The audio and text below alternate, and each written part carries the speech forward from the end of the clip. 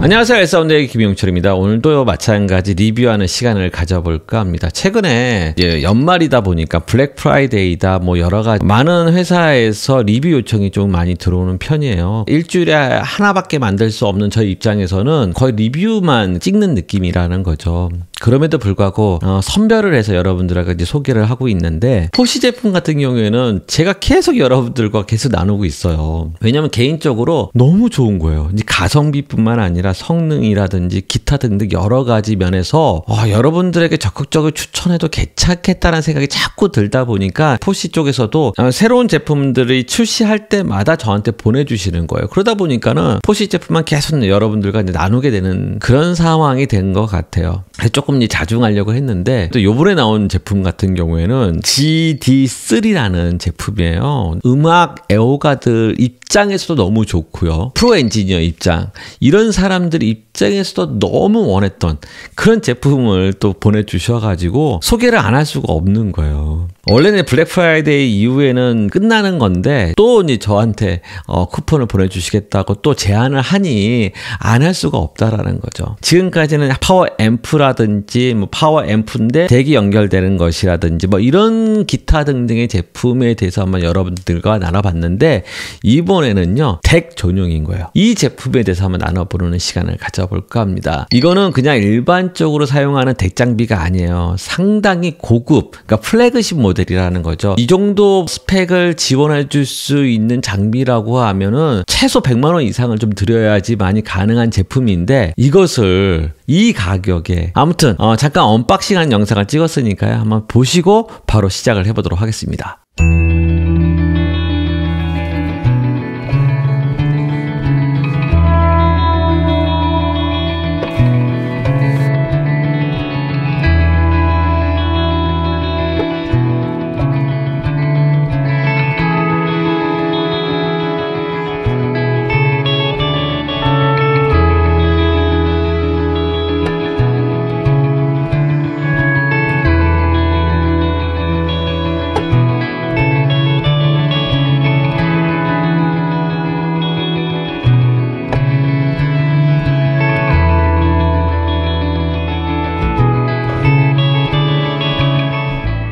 이 제품입니다. 이 제품이고요. 어떤 비슷하다라는 생각이 들지 않으신가요? 예전에 GA3라는 모델의 파워 앰프가 있었어요. 기억하시는지 모르겠는데 모노블록도 사용할 수도 있고 스테레오도 사용할 수 있고 XLR 입력을 또 받을 수 있다는 그런 장점, 여러 가지 장점이 있는 제품이다라고 여러분들과 한번 소개한 적이 있었는데, 이 제품하고 상당히 비슷하다라는 거죠.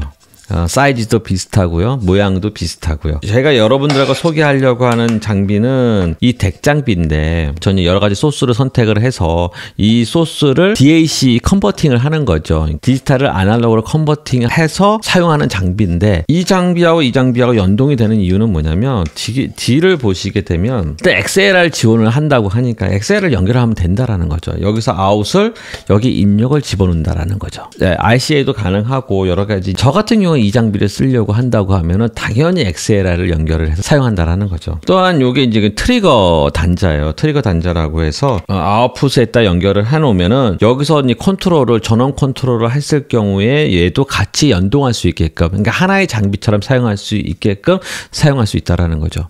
자, 그렇다고 하면은 왜 제가 이 제품에 대해서 여러분들에게 소개하게 되고 또 추천하게 된 이유가 뭔지에 대해서 한번 자세하게 나눠보도록 하겠습니다. 스펙을 한번 잠깐 보도록 할게요. 제일 먼저 이제 칩셋을 한번 봐야 될 텐데, 엑스모스 XU316이라는 칩이 들어가고 있고요. ES9039QE M이라는 칩셋이 들어가고 있고, 퀄컴 칩셋이 들어가 있고요.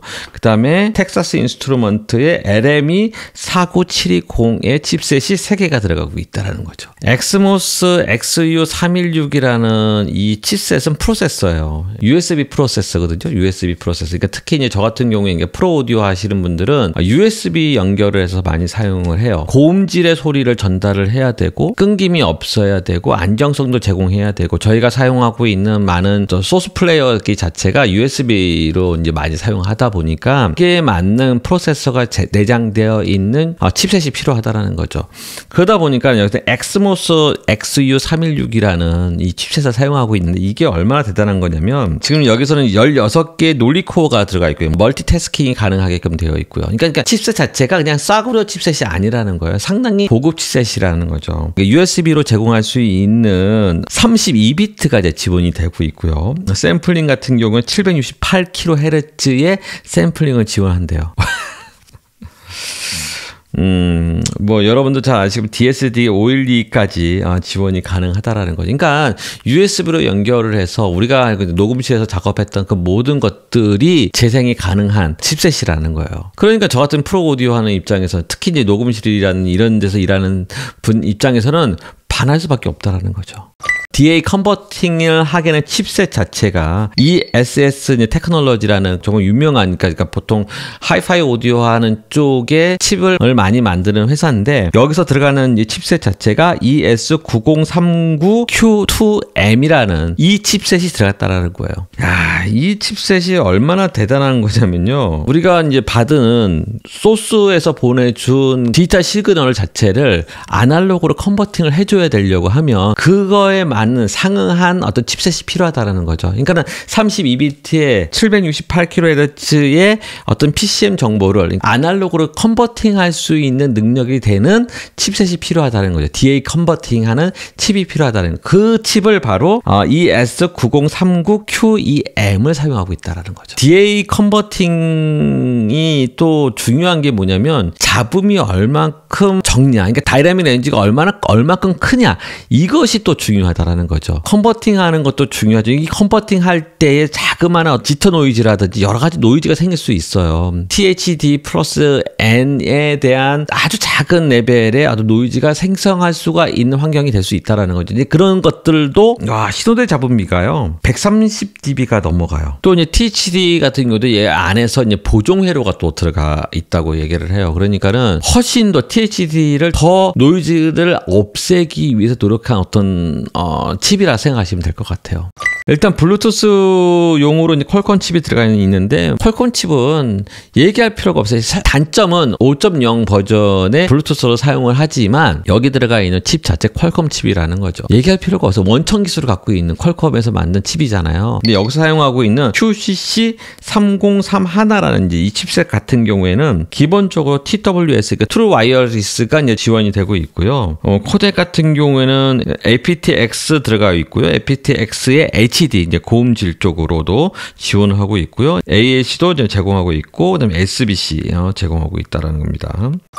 마지막으로 OP앰프를 잠깐 설명을 하게 되면 OP앰프가 지금 3개가 들어가 있어요. OP앰프가 3개가 들어가 있는데 LME 49720이 들어가 있어요. 그러니까 3개가 들어갔다라는 거는 하나는 이제 언밸런스용으로 사용할 것 같고요. 2개는 밸런스용, 좌우, 레프트, 라이트에 이제 밸런스용으로 사용하지 않았을까라고 저는 생각이 들기는 하는데 49720 칩 같은 경우에는 고급 기종에만 들어가는 칩이라 생각하시면 될 것 같고요. 이제 자본과의 싸움이겠죠. OP앰프 같은 경우에는 OP앰프 자체의 어떤 특성도 있겠지만 그 전 단계까지 이 노이즈 부분에 대해서 신경을 많이 썼다라는 거죠. 하이 퍼포먼스가 되는 오디오 소스를 제대로 받아서 그 제대로 받은 것을 아날로그 컨버팅을 했어요. 이 아날로그 컨버팅을 아주 적은 잡음이 내포되게끔 컨버팅을 했다라는 거죠.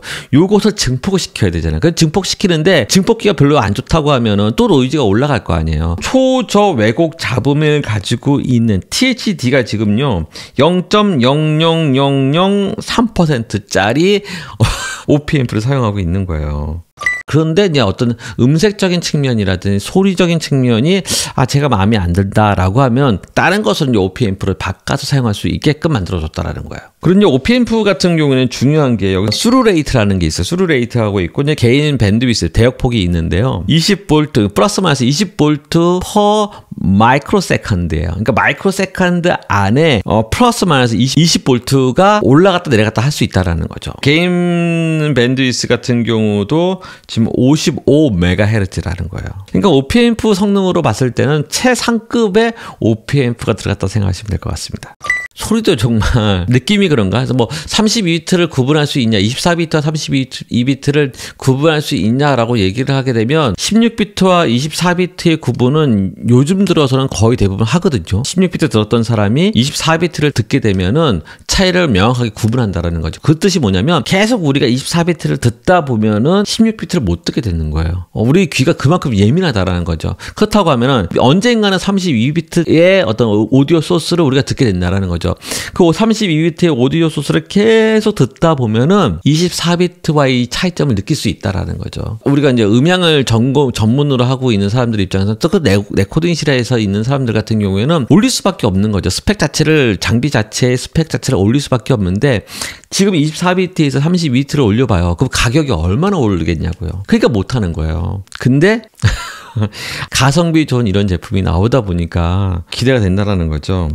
블루투스는 24비트에 48kHz의 PCM이 걸린다는 거예요. USB 같은 경우는 32비트 768kHz고요. 512 DSD가 지원할 수 있다라는 겁니다. 자, HDMI ARC 같은 경우는 24비트에 192 샘플링을 지원하고 있고요. 그다음에 옵티컬 같은 경우도 24비트에 192 샘플링을 할 수 있다라는 겁니다. 콕셜이 24에 192. 그러니까 USB로 연결해서 사용하는, 특히 이제 프로 쪽에서 USB 연결을 많이 해서 사용하고 있고요. 또 하이파이 오디오 하시는 분들도 마찬가지 USB로 연결해서 많이 사용하고 있거든요. 포커싱을 했다고 생각하시면 될 것 같아요.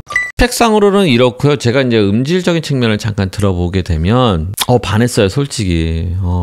글쎄요, 이제 느낌적인 차이일 수도 있어요. 저도 그러니까 선입관이 있는 거예요. 내가 이 정보를 알고 있기 때문에 선입관이 들어가 있어서 훨씬 더 좋게 느끼긴 해요. 다른 인터페이스라든 제가 가지고 있는 인터페이스들도 24비트에 192까지도 지원된 것을 한번 비교를 하게 되면 왠지 모르게 내 마음이 이쪽으로 쏠린다라는 거예요. 덱 장비 같은 경우는 제가 이제 너무나도 이제 필요한 이유가 뭐냐면 모니터로 사용하게 되는 리뷰를 했었던 아담이 있잖아요. 그 아담 모니터에다 연결을 하려고 하면 기존의 인터페이스를 가지고 사용을 해야 되는데 55잭으로 연결을 해서 사용하게 되거든요. 근데 그런 것을 떠나서 이번 거 같은 경우는 XLR 아웃풋이 있으니까는 그 모니터에다 연결을 해서 사용한다고 하면 더 좋은 음질 모니터링을 해가면서 믹싱을 할 수 있다는 장점이 있기 때문에 기대가 돼요. 너무 재밌었고 또 제가 하면서도 너무 재밌었고 너무 좋다는 생각이 좀 들어가지고 여러분들에게 추천하게 된 것 같습니다. 포시라는 회사는 정말 더 고급 기종으로도 올라가고 있잖아요. 우리가 알고 있는 그런 가성비만 생각했던 이 가격에 이 정도까지 지원을 해줄 수 있어? 라는 그런 관점에서 지금은 너무 하이 퀄리티의 퍼포먼스를 내는 그런 제품을 출시를 하니까 반할 수밖에 없는 거죠. 저희 입장에서는. 자, 오늘의 영상이 여러분들에게 큰 도움이 됐으면 좋을 것 같고요. 다음번에도 또 좋은 제품이 있다면 나눠보는 시간을 가져보도록 하겠습니다. 다음번에 만남을 기대하면서 준비하도록 하겠습니다. 고맙습니다. 감사합니다.